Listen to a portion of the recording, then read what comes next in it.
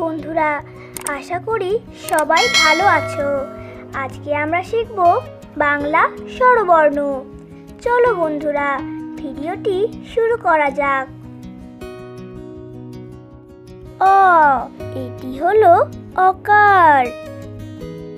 আ, এটি হলো আকার। হস্রি, এটি হলো রস্যি। দীর্ঘই, এটি হলো দীর্ঘই। হ্রস্ব, এটি হলো হ্রস্ব। দীর্ঘ, এটি হলো দীর্ঘ। ঋকার, এটি হলো ঋকার।